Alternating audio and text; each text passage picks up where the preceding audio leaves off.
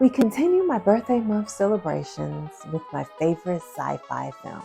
I even had named one of my MacBooks Marty McFly. We love Back to the Future over here. It was the movie that made Michael J. Fox a star. And we also love Michael J. Fox over here.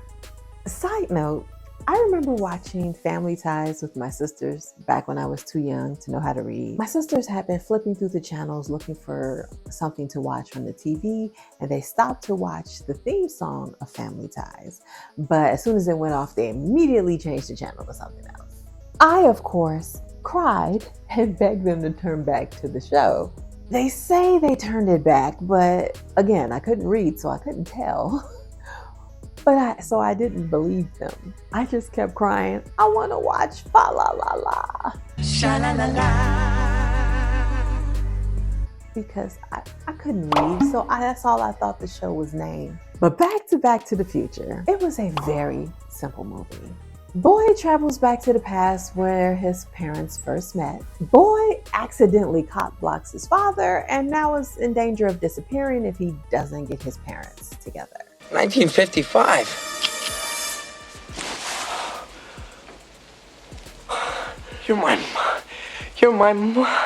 My name is Lorraine. You know, Marty, you look so familiar to me. Do I know your mother? Yeah, I think maybe you do. And he has until a certain date when a lightning strike will come and give him the power he needs to go back to the future.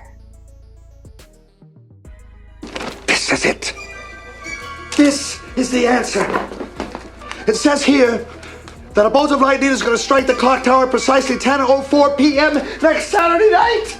If we could somehow harness this lightning, channel it into the flux capacitor, next Saturday night, we're sending you back to the future. He said it! He said it! This proves my theory. Look at your brother. His head's gone. It's like it's been erased. Erased from existence. To get his teenage parents to fall in love. Somehow, all of his plans go awry, but his parents manage to get together anyway.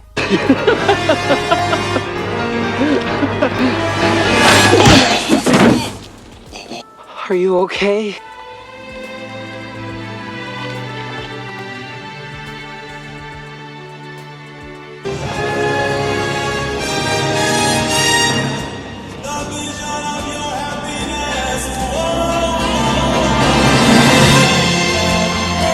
When he gets back to the future, his parents are successful and rich, and unlike they were before, and the resident bully is now subjugated under his father.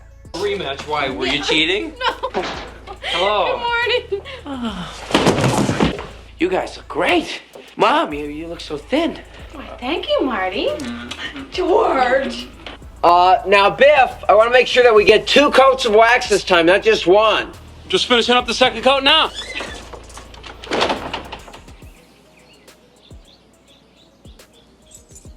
So Marty messed up the past, but somehow improved the future. This movie is so simple, but Michael J. Fox adds so much to it through his personality alone.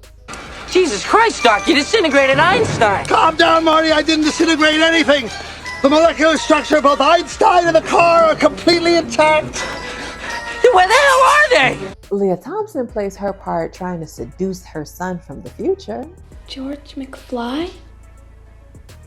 Oh, he's kind of cute and all, but I think a man should be strong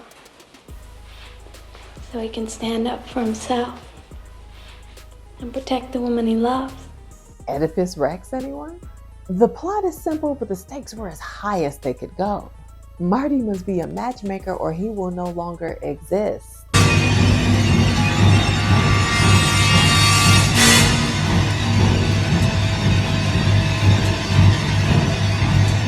And what's making his job even harder is now his own mother is in love with him instead of his father. In a way, if this was reality, you can understand why she was into Marty, because he probably looked like his dad and she was into him. And another stake is the ticking time clock.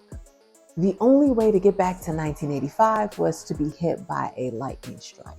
So it was his only chance to get back.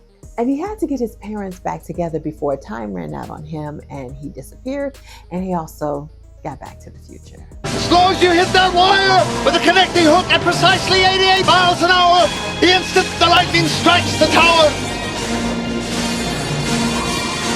everything will be fine. Back in 2010, the Scream Awards honored Back to the Future because it was their 25th anniversary. Michael J. Fox and Christopher Lloyd was there.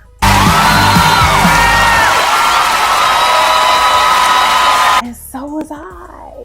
A friend of mine had tickets to the Scream Awards, so I got to go.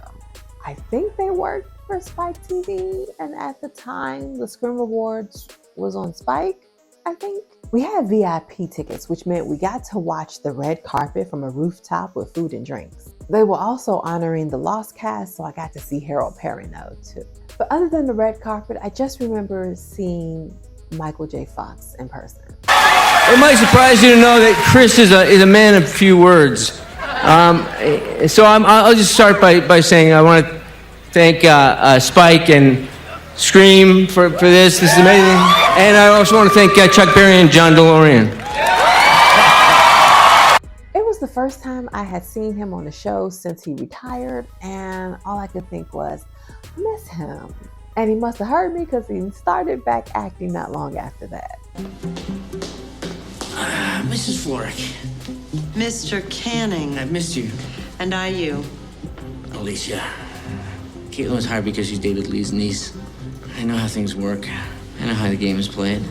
Martha's a better hire, but like everything else at your firm, it's who you know, not what you do. But yeah, Back to the Future was the perfect blend of comedy, romance, sci-fi, and action. It combined a good script, a charismatic movie star, and a creative scientific-ish premise, and made a movie that's definitely one of the most popular sci-fi classics and probably one of the greats. So, do you love Back to the Future?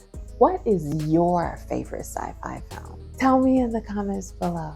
If you enjoy my videos, please support my channel by subscribing, joining my membership, or donating through Ko-fi, Cash App, or Super Thanks. Or you can purchase merch related to my fantasy novel, or just buy my fantasy novel, The Fairy Princess. And let's continue the conversation in the Fairy Princess Facebook group. All links in the description. Thanks.